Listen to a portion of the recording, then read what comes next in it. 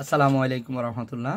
প্রিয় ভিউয়ার্স, প্রিয় ইমানদার মুসলমান ভাই বোনেরা, সবাইকে স্বাগত, শুভেচ্ছা, অভিনন্দন জানাচ্ছি আমাদের এমআরএস টিভি বা আরো চ্যানেলের পক্ষ থেকে।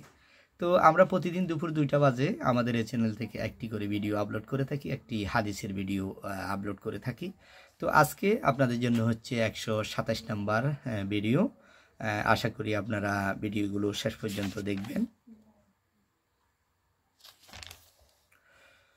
বিসমিল্লাহির রহমানির রহিম। হযরত আবু হুরায়রা রাদিয়াল্লাহু তাআলা আনহু থেকে বর্ণিত, রাসূলুল্লাহ সাল্লাল্লাহু আলাইহি সাল্লাম বলেছেন, 5 ওয়াক্ত নামাজ ও জুমার নামাজ আদায়, নামাজ আগের জুমার নামাজ পর্যন্ত, রমজানের রোজা আগের রমজানের রোজা পর্যন্ত, মধ্যবর্তী সব পাপের জন্য কাফফারা হয়ে যাবে, যদি এ আমলসমূহ পালনকারী কবিরা গুনাহ হতে নিজেকে রক্ষা করে চলে।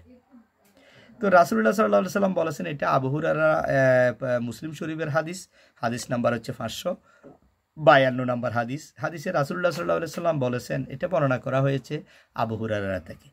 তো রাসূলুল্লাহ সাল্লাল্লাহু আলাইহি সাল্লাম বলেছেন, 5 ওয়াক্ত নামাজ ও জুমার নামাজ আগের জুমার নামাজ পর্যন্ত, রমজানের রোজা আগের রোজা পর্যন্ত। বলতেছে এই জুমা থেকে এই জুমা পর্যন্ত, এই রমজান থেকে এই রমজান পর্যন্ত যে 5 ওয়াক্ত নামাজ আদায় করবে, জামাতের সহিত উত্তম রূপে নামাজ যখন নামাজ আদায় করবে, তখন রাসূলুল্লাহ সাল্লাল্লাহু আলাইহি সাল্লাম বলেছেন, এগুলো সবগুলো তোর পাপের একটা কাফফারা হয়ে যাবে। মানুষ যখন কোনো ভুল করে, কোনো অন্যায় করে, জেনে করে না জেনে করে, তখন এগুলা নামাজগুলো পুরোটা কি হয়ে যাবে? কাফফারা হয়ে যাবে। এই কারণে যে, তবে এটা একটা কথা আছে, লাস্টে বলল, যদি এই আমলসমূহ পালনকারী কবিরা গুনাহ হতে নিজেকে রক্ষা করে।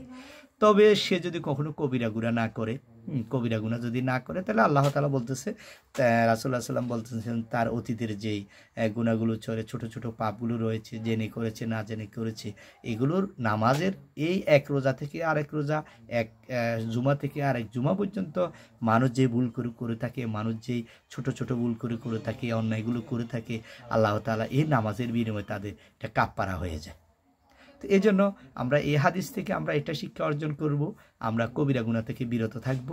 আর 5 ওয়াক্ত নামাজ আমরা জামাতে আদায় করব, যখনই নামাজগুলো আদায় করব উত্তম রূপে ওযু করে 5 ওয়াক্ত নামাজ আদায় করার আমরা চেষ্টা করব।